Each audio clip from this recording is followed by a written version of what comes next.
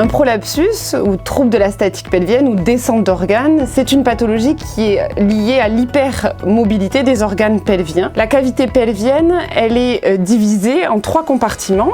En avant, la vessie et l'urètre, puis l'étage moyen, l'utérus et le vagin, et en arrière, le rectum et l'anus. Donc il existe plusieurs types de prolapsus en fonction du compartiment qui descend, qui vient bomber dans le vagin. Les symptômes varient, c'est-à-dire que si on a une descente prédominante de la vessie, on va avoir des envies très pressantes, voire une incontinence urinaire, ou des difficultés à uriner de façon correcte, des mictions qui se font en plusieurs temps. Si c'est plutôt l'utérus qui descend, on va avoir là donc vraiment une sensation de gêne pelvienne, voire l'extériorisation d'une boule par le vagin. Et si c'est plutôt le compartiment postérieur, donc le rectum et l'anus, on peut avoir plutôt des constipations ou des difficultés à aller à la selle.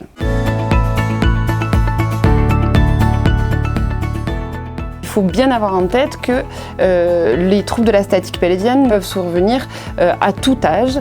Dans les principaux facteurs de risque, on a la ménopause, on a la grossesse, l'accouchement voix basse, l'obésité, la toux chronique, la constipation. Et puis dans les habitudes de vie, les sports qui sont en pression abdominale positive et le travail où on soulève quotidiennement des charges lourdes sont aussi considérés comme des facteurs de risque de troubles de la statique pelvienne. Donc le prolapsus concerne énormément de femmes en France. On estime que 30 à 50% des femmes auront au cours de leur vie une pathologie liée à la statique pelvienne. Et encore, ce chiffre de 30 à 50% est très probablement sous-évalué du fait que les patientes ont des réticences à parler de leurs problématiques en consultation avec leur médecin.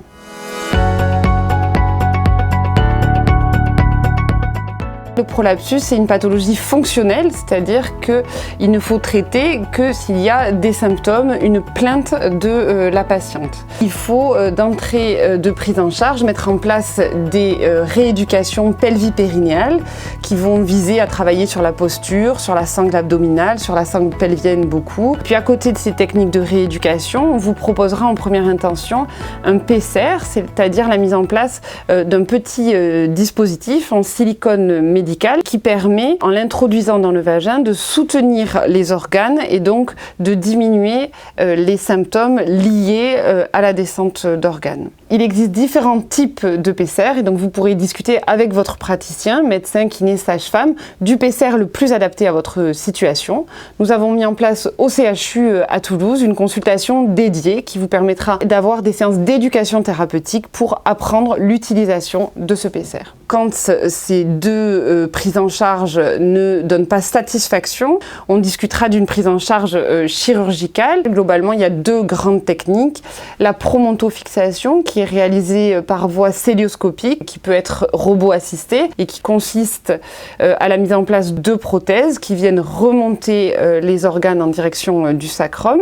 Et l'autre technique, la chirurgie voix basse, où c'est les propres tissus de la patiente qui viennent faire le renfort sans mise en place de matériel étranger.